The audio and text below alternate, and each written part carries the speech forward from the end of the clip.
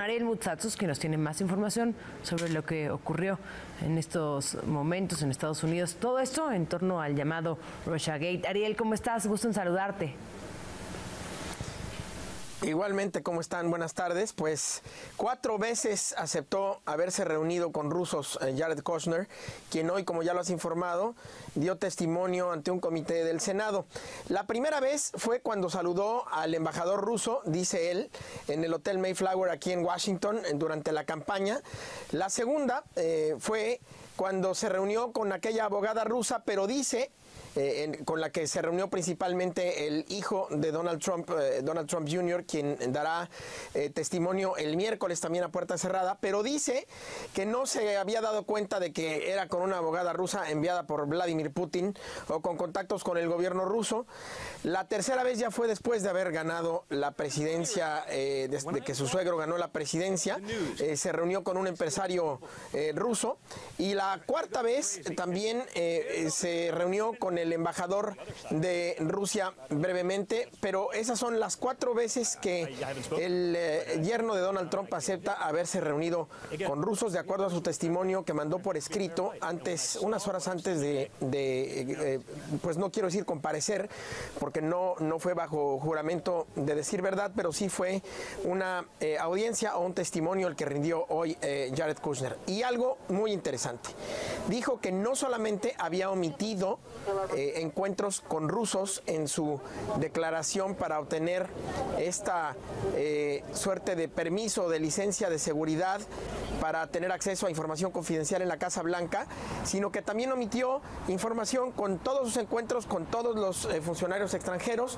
por un malentendido con su secretaria, y dice que incluso omitió haber declarado que se reunió con Luis Videgaray Caso, con el canciller mexicano, que ya lo era en ese entonces secretario de Relaciones Exteriores.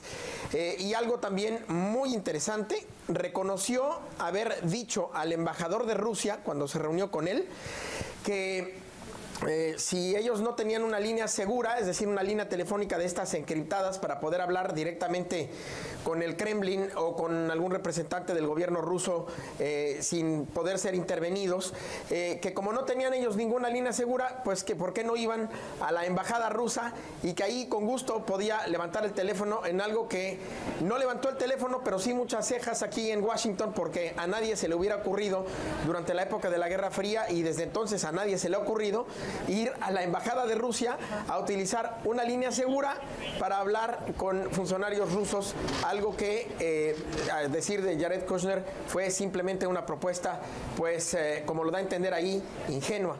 Así están las cosas con el testimonio de Kushner ante el Senado, o un comité del Senado el día de hoy. Ana Lucía, mañana se va a reunir con un comité de la Cámara de Representantes, y esto todavía tiene pues mucha tela de dónde cortar, porque el miércoles se van a reunir Donald Trump Jr., el hijo de Donald Trump, y el ex coordinador de campaña de Trump, Paul Manafort, quien me parece es el hombre que está a todas luces más involucrado en la cuestión del Russiagate, porque él sí no solamente ha hecho negocios con Rusia o con Ucrania, sino también con políticos directamente relacionados con Vladimir Putin, ha obtenido millones de dólares por ello, y ahora finalmente estará compareciendo.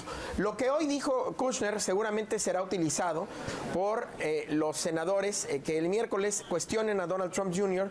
y cuestionen a Paul Manafort para poder cruzar información y ver si hay ahí algún tipo de cuestión que pudiera contradecirse, o de revelación que pudiera hacer que avanzara la investigación en torno a la posible colusión de la campaña de Donald Trump con Rusia. Por el momento, esto es lo que hay, y no es poco que el yerno de Donald Trump haya reconocido ya 4 encuentros con rusos que son, dice, de los que tiene memoria. Cabe mencionar, por si se le olvida a uno, que diga él, yo dije que era lo que tenía memoria, ¿no? Qué bueno que lo aclara. Ariel, pues complicada la situación, como dices tú, tiene mucha tela de dónde cortar, los ojos en torno a este caso con Rusia, y bueno, habrá que esperar esta comparecencia. Y yo te preguntaría, ¿realmente crees que todo esto vaya a tener consecuencias, se compruebe o no se compruebe?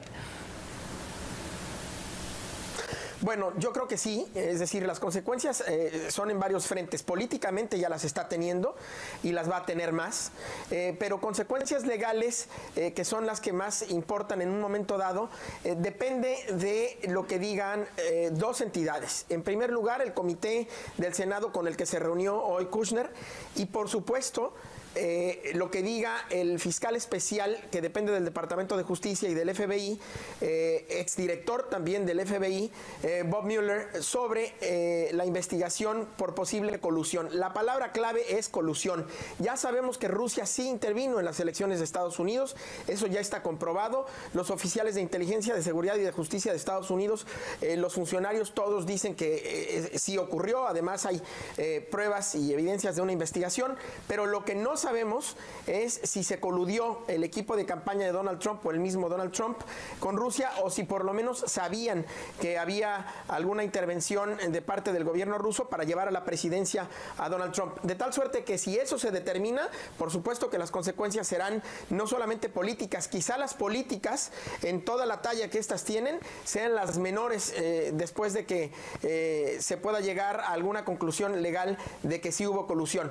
Claro, también está la posibilidad de que no la haya habido y entonces quedará en términos políticos. Pero como decía un editorial del Washington Post hace unos días, y si no hubo reuniones con Rusia, y si no hubo encuentros de naturaleza dudosa o de naturaleza, digamos, incorrecta, entonces, ¿por qué tanto ocultamiento? ¿Por qué tanto negar que hubo estos encuentros? ¿Y por qué de manera mágica o misteriosa recuperan la memoria en la medida en que los medios van encontrando más y más cosas aquí en Estados Unidos, Ana Lucía?